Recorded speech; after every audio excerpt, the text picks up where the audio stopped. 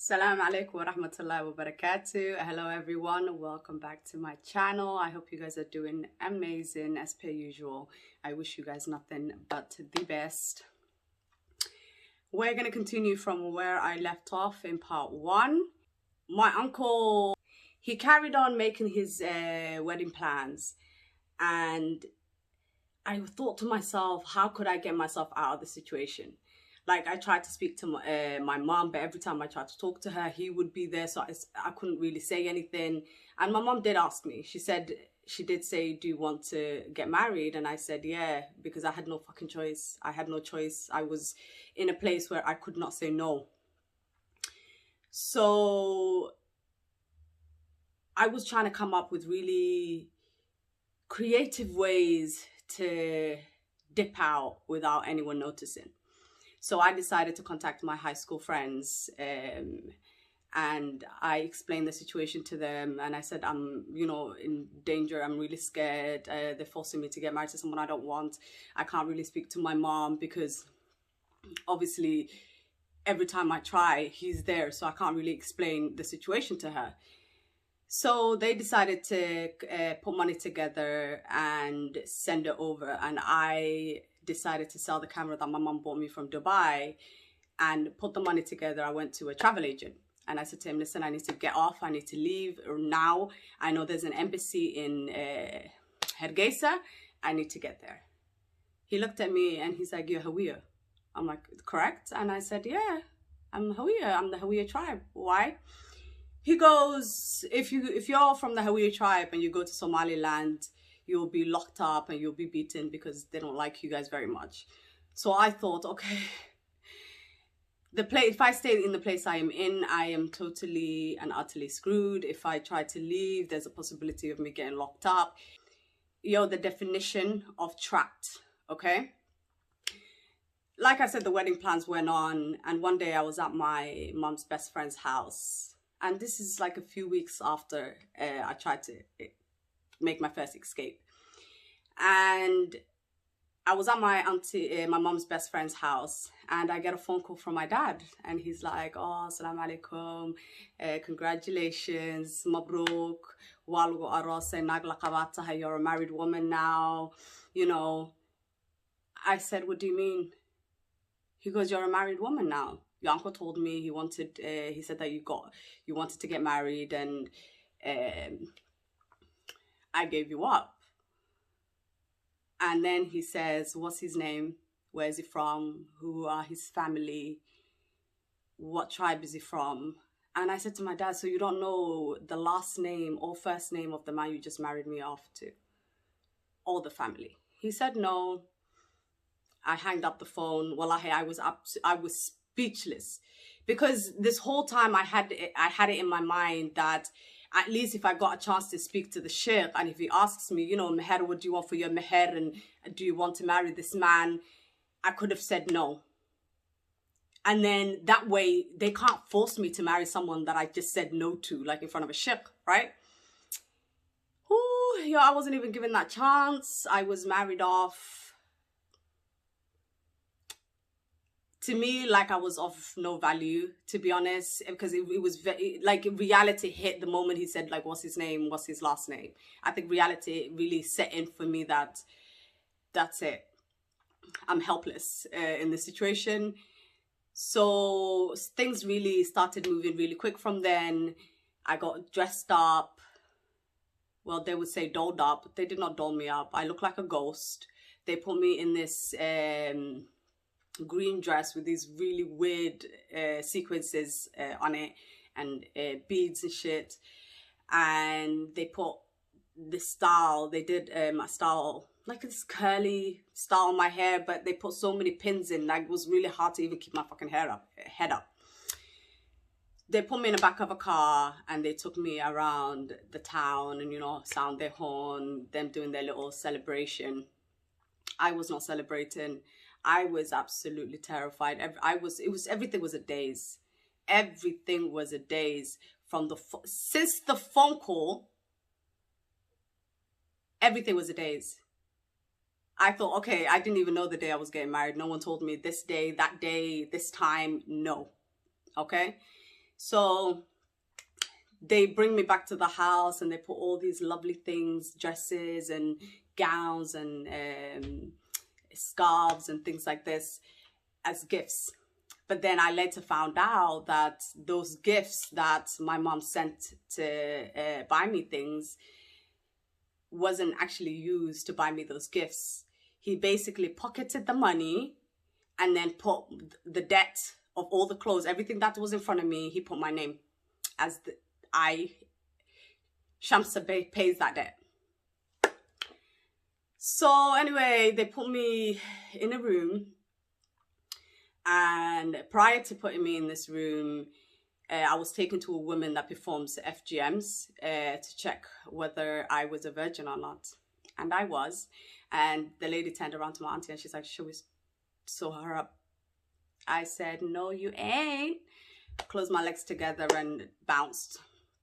It was just for me, for them to know that I was a virgin. I don't know why the hell that was so important, but they found out the truth.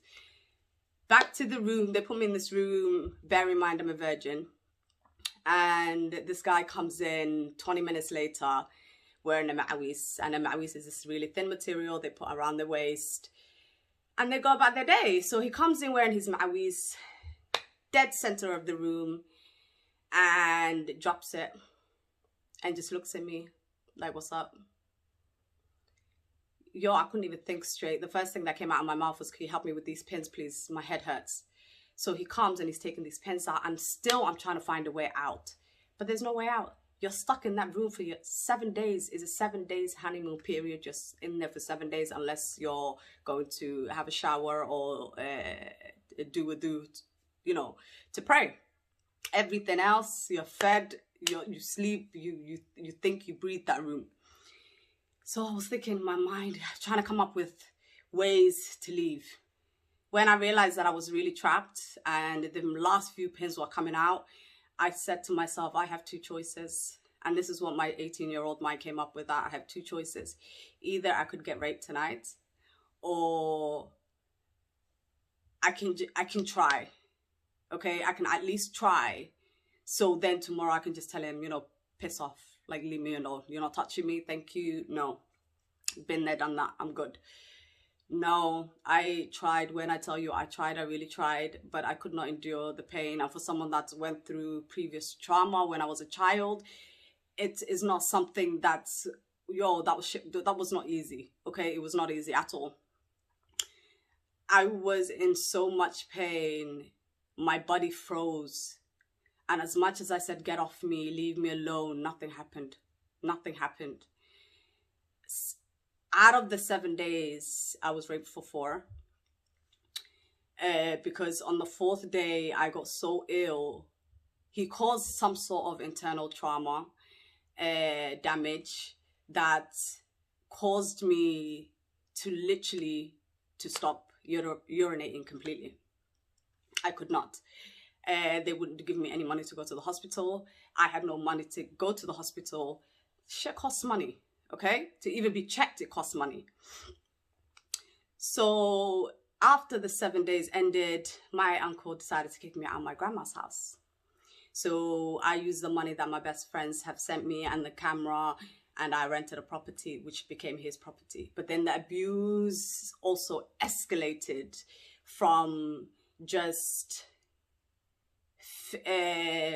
sexual attacks to physical punching, kicking, and slapping. The first time it happened, I was in so much shock that I was just like it came from nowhere. He told me to wash his clothes by hand. I said no, because the washing powder tears my skin. And I was in too much agony to be bending down and washing clothes. So he pinned me to a wall and punched me. As soon as he got off me, I ran to my uncles and I was like, I can't do this anymore. They turned around and they said, you know, you should go back to your husband. He won't do it again. We'll speak to him. I said, no, I'm not going back. No way out. I'm done. So they said I could either choose to be cursed or to be blessed. They say this thing, I said, farhabar, please, please, right now. Say, Ken, because I chose the curse. it's not a blessing, it's a curse to go back in my mind. Anyway, I still had to go back. I had no choice. I was escorted back with my uncle. And when he opened the gates to my house, I took a rock and I hid it behind my back. And as soon as his whole entire body was exposed, I took the rock and I directed it at his chest and it hit him. And he's like, look, I'm not the violent one, it's her. I said, no, you are, like, why don't you pick a day where I actually feel physically fit? Then, you know, then I might actually have a fair chance at fighting back. I was beaten, not pushed or shoved on a regular, but actual beaten. It was 4 times where it was really bad. The 4th time is when I said I had enough. And bear in mind, the rape didn't stop. I was married to him 4 to 6 months and it continued. The 4th time it happened, I said I had enough. I had enough. And I'll tell you how it happened, because it's literally, it baffles me till this day. 4 of my cousins came to visit me that day to have breakfast with me. And I was on my period. I have internal damage. I was not being seen by any medical profession. So I had to literally keep everything inside. So because I was in so much agony, I decided to, you know, try sleep in. No, you're a wife, get the fuck up. Like, being, yo, the time was crazy, like 5:30 in the morning. He's like, get up, go to you know, Kawanka at go to the meat shop, get meat and some vegetables and start cooking. You know, I was like, you know what, I don't even want to argue today and I don't want to be beaten because I don't have the energy. Went to the shop, got my shit, came back and I forgot stock cube. Boy, I came back, and when I realized, I told one of my cousins to go quickly to the shop and get it. And I thought, whilst he's gone, let me, you know, lay down a little bit. Went to lay down. I drifted off to sleep. I woke up to someone's full weight. And I didn't know who at the time, but when I woke up, I saw it was Hassan. And he was on top of me and he just kept punching. All I could feel was literally the force of his fist, like boom, boom, boom. And he was working his way down my body, my face down to my chest area until he eventually got off me. And he made sure to hide everything. The knives, the rolling pins, the Dixie, everything that I could use to harm him, he hid it because he knew that shit was coming. So after that incident happened, I barricaded myself in the house, in my room, because we lived with other people. And then I had to get myself out in order to contact my mom. And I asked the neighbors if I could use the phone. Called my mom and I said, I can't do this anymore. I have held my tongue. I have dealt with everything that I could deal with. I cannot deal with this anymore. She's like, what the hell is going on? I said, they've turned you against me. They've made you send money to him. So just to control me, yeah? And I couldn't say anything because I knew you wouldn't believe me over your brother. So she's like, what is going on? Tell me. So I said, he hit me. He hits me. This is the 4th time he's beaten me really bad, where I am bruised up and I can't physically do anything.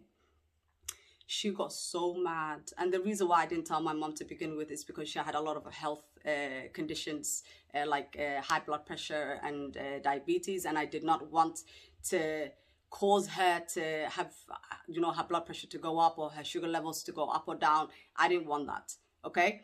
So I kept everything to myself. And that day, I decided to tell her about the beatings, but not the rape. I kept that to myself because I wanted to tell her face to face, which I never got the chance to, but you will know why. So she contacts the family and she sees that there's really, you know, quite a lot of contradicting stories. So she says to me, you know what, we need to come up with a plan. We need to come up with a plan, but you need to sweeten this guy up and make it out like you guys are good. And because, you know, you're not feeling well, because I told her I'm not feeling well, obviously didn't tell her why. But she said, because you're not feeling well, go to the hospital. I know, you know, I had a friend there, and just say, you know, if they come looking for me, you know, I'm going to tell them that I went to the hospital. So if they come looking for me, just say, you know, she just left. Just make it out she just left. But don't go to the fucking hospital. Get on a bus and leave.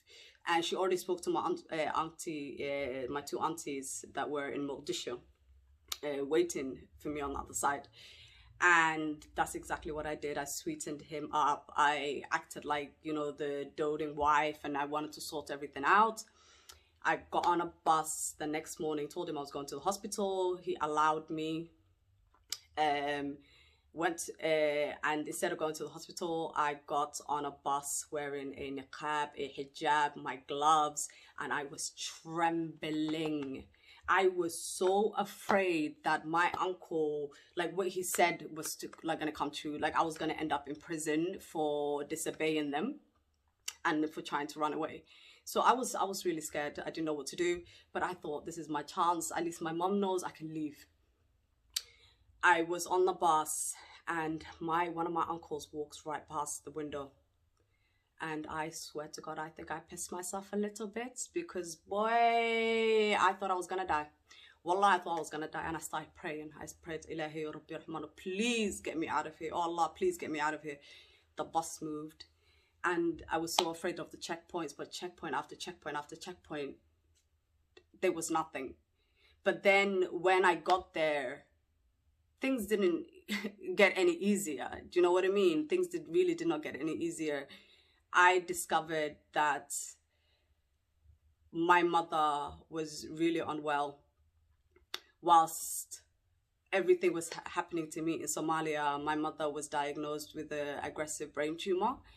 And I arrived in the UK the 1st of February 2012. My mother died of cancer the 7th. So I was there exactly a week before she passed away. 11 years on, I still get blamed for my mother's death because I opened my mouth and told her about abuse that was being done to me, and I was supposed to keep that shit a secret. I couldn't do it anymore, so I told her. And sometimes I feel like I'm being punished for that, but I want Somali girls all around the world to know that you are supported, that you are loved, that things like this cannot be overlooked, okay? And just because I cannot get justice for what happened to me does not mean that you guys cannot, okay? Somali women are capable of anything. They need to be treated like the queens that they are, period. Okay? Until next time, thank you for the love and support. Subscribe and hit that like button, and inshallah, see you guys soon. Bye.